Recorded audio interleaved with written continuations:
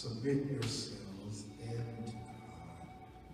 Resist the devil, and he will flee from you. We're starting a new series today entitled, I Want to Do Right, but I Can't. Well, So I'm talking about that this entire month. I want you to hone in on one word today. It's James 4, verse 7. It says, submit yourselves then to God. Then he says, resist. I want to talk about resisting. Talk about resisting. Before I start, let me emphatically apologize to those of you on last week who may have thought you got slighted because I didn't call the 30-year-olds and above that were simple. I did that for a reason, because those of you that are over 30, 9 times out of 10, you already got children, and you already been through some stuff, and you know exactly who you're looking for. Young people are still searching. amen. So there's always a method to my madness. So if you got offended, I'm sorry. Talk to my head. Okay? So listen very quickly, very quickly.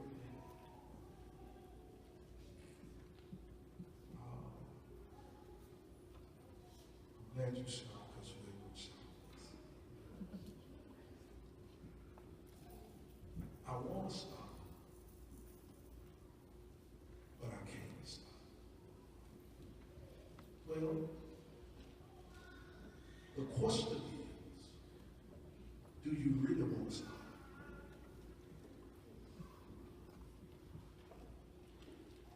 I believe that people play on people's emotions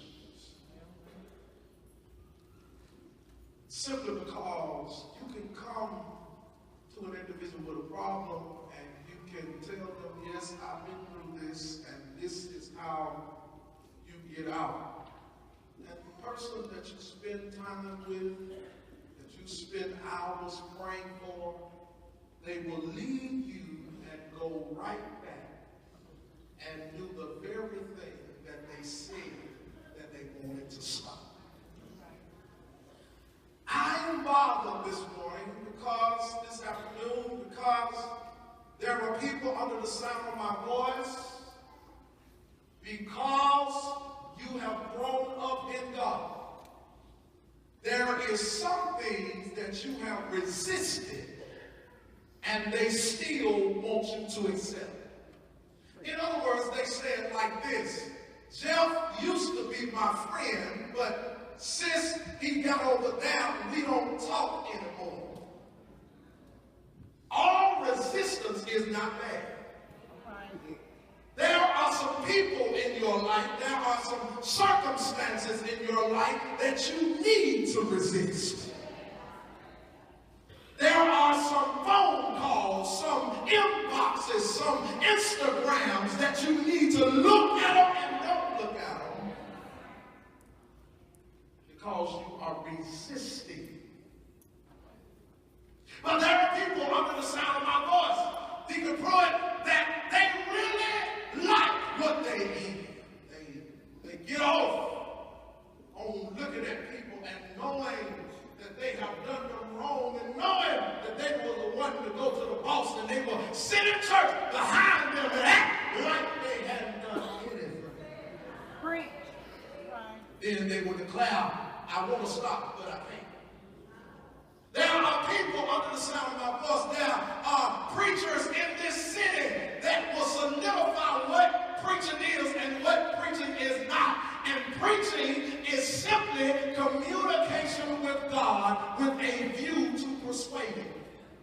It ain't a hoop and a holler. It ain't taking him to the cross. That's the gospel of Jesus Christ. But watch this. Preaching has changed because there coming in that it don't take no tuning up for them. They need it plain and simple. And so you will hear time after time, sometimes you will hear people say, oh, you know the Oasis, because in their mind, I'm the competition and not a comrade in the gospel. I cannot help that God has moved me from the hoop, from the holler, to giving information that a 5-year-old can understand. My son, yesterday, after we got from Montgomery and taking on my mother-in-law, my son said, Dad, I want to pay the bill. I said, you do? He said, yeah, because that's going to make me a man. Y'all missed it. He heard what I said last week. And so, watch this. I'm going to give it to you. I've got 3 more I'm going to do. I'm going to give you another sit down. But I want you to know this. What is resisting? I'm glad you asked. Resisting is to fight against something or to try to stop or prevent something or to remain strong against the force or effect of something. There are a lot of people under the sound of my voice. What you're doing, you want to do. And you putting it on the devil. But truth be told, before you make up your mind to do that thing, you have had 99 opportunities not to do that thing. Come on. Then somebody say, we got to resist, we got to resist. Now, how can you resist? I'm glad you asked. Number one, sometimes you got to resist your friends. If Job will testify and say, my friends tried to catch me up. They tried to tell me that the reason that my children died and the reason that I lost everything was because I have sinned against God. His friends told him, Job, come on, you can be straight up with us. What did you do, man? Can I tell you something? Sometimes you will get in trouble for doing the right thing. Oh, y'all missed that. Joseph was in Potiphar's house. You know the story. He did the right thing. He ran away. But Sister Potiphar told a lie because he resisted. Sometimes when you resist friends, they will say, well, we used to be cool, but now we're not because she thinks he all that, but he thinks he all that. No, it's not that I'm all that. It's that my eyes have been opened. Isn't it strange that when you find your friends out, they get mad at you? Test it 1, 2, 3. Why you quit talking to me when I finally wake up and realize that in my life you have only been a taker and not a giver? You want to teach a better than y'all respond. And today I want to show you that if you want to stop some stuff in your life, there are some folk that's in your circle that you're going to have to get out your circle.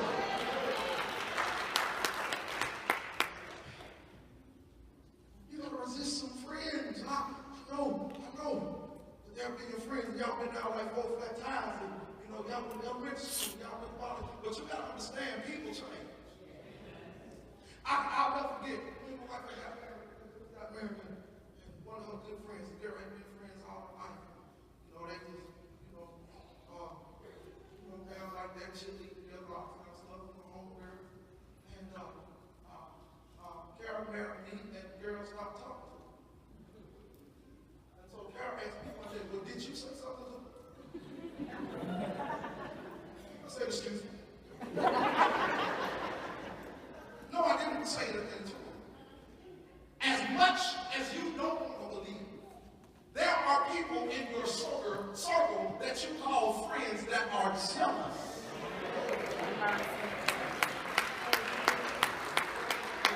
I know that ain't what you want to hear, but the truth of the matter is, everybody don't want to hear about your husband, about your baby daddy, and they ain't happy about that. They just act like it. Sometimes you got to learn to keep your blessings to yourself.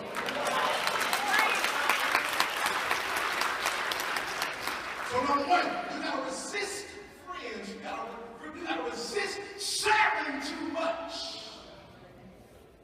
The old African proverb said, a secret is only safe with the other person when the other person is dead. All right. And then it ain't safe then because you don't know what your friend told somebody else. Now I know, Sister Thomas, why my mother told me to be careful about using the word friend, because everybody ain't your friend. Now you understand my voice? I'm almost finished. I got my 5 minutes. Listen, now you understand my voice. You are wrestling with being resistant of your friends because you've been down so long. Y'all have done so much stuff together and they know your stuff and you know their stuff. But God is calling you to be something else and you're afraid that if you step out of the circle that they're going to tell your stuff. Let me tell you how to tell stuff. Let me tell you what to do when you think folks going to tell your stuff. Tell it before they tell it. And then say, yeah, I did it. We were together. But listen, God has called me out of that and I ain't back no more. Don't let people hold you back because of what they think of you. Number 2. Lord, I feel like preaching. Sometimes, not only do you have to resist friends, but number 2, well, sometimes you have to resist family. Can I tell you a secret?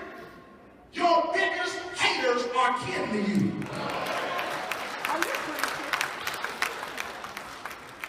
How do you know? The Bible says there was a wrestling going on. Jacob and Esau. They were fighting in the womb. Watch this. So watch this.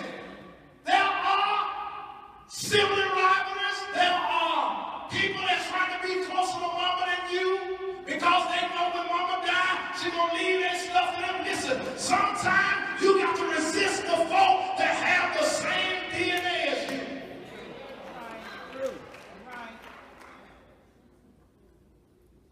I don't want people to understand me because can't nobody understand me really but God. Why? Because he has fearfully and wonderfully made me. He knows all about me.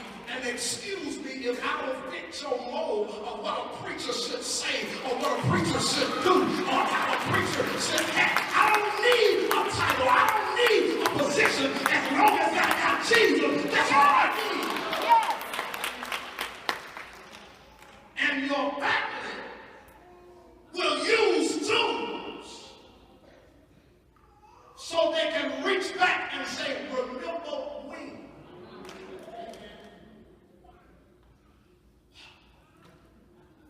Where God has me, he has me in a place that I've never been in before because I'm really hearing him. I'm really tuning into him. And a lot of stuff, watch this, that God is telling me to do. Can I be just plain and simple? Can I just be transparent for a minute? Can I be just plain and simple? My folk don't understand.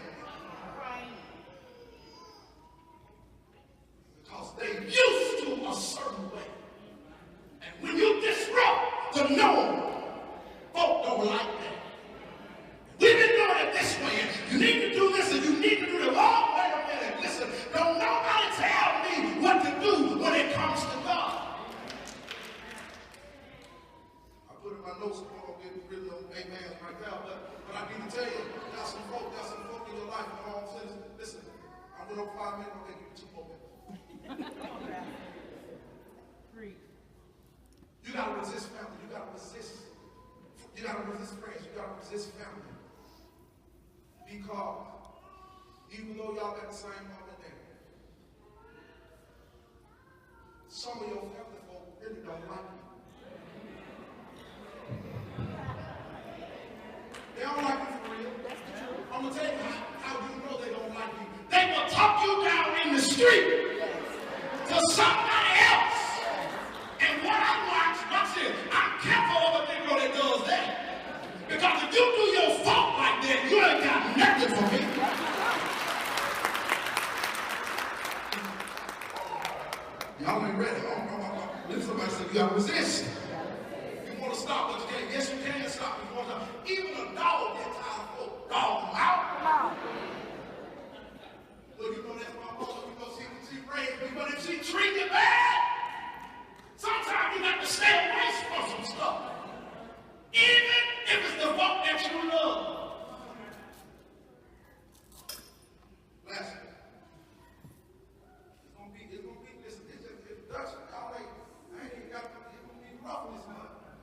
Black History Month. Not only do y'all put his friends, not only do y'all put his family, but lastly, sometimes you got to resist faith. Now, when I say faith, I'm not talking about the substance of things, hope for the evidence of things not seen. Because we are creatures of habit. We can stay at a ministry and know it's not, but because our granddad put the first brick on it, and because my mama was the Sunday school superintendent, and her grandmama was the Sunday school superintendent, and because my dad put the first brick on there, and because we bought the first crop, we fried fish, we did all that kind of stuff. But I'm finding out, Nicholas, that there are people that need a word from the Lord, and they don't care if you're under a tent, they just want a word. And there are too many folks standing in dry places. Dry places because somebody just got to say, the devil is a liar. They ain't gonna die and dry up because I'm gonna stay in my home church. I got to go where the all is. Still singing the same hymn, still praying the same prayer, still singing, coming up the rough side of the mountain when they don't understand that all we gotta do is speak to the mountain and it be removed. Still shout the same way simply because they got religion but ain't got no relationship. Reason I'm here today is because I resisted my faith. I refuse, Sonny, to sit in a box. To say that folk can't prophesy, they can't speak in tongues. I refuse to stay in a box that says women can't minister, they can't preach, they can't lead. I refuse. Because I refuse. There are people in this city that have resisted. But guess what? I ain't mad. Because I found out I'm better by myself. There will be people that will tell you, and I know, oh, preach, I don't invite people to church. I don't do that. Because, first of all, 9 times out of 10, folk already got a place that they go to church with them. So listen, I'll just be who I am. And then folk get upset when I was thinking about church. Well, that ain't my job. If I want to watch something get a haircut, I'm trying to get a haircut. I don't want to talk about church. If I'm in the grocery store trying to get some chicken, I'm trying to get some chicken. I don't want to talk about church. So I don't have to talk about church every time. But you got to watch these folks, watch this, and I want to tell you, parishioners, especially members of the Oasis. You got to watch folks because folk try to get you in a bad mindset and have you thinking where you are ain't where you need to be. Come on here. Come on here. Just 1, 2, 3. Well, somebody, don't go over there. I mean, all them young folk, why you over there? Listen, I'm over here because the rain is coming down and I need someone. I can't dry up where I am.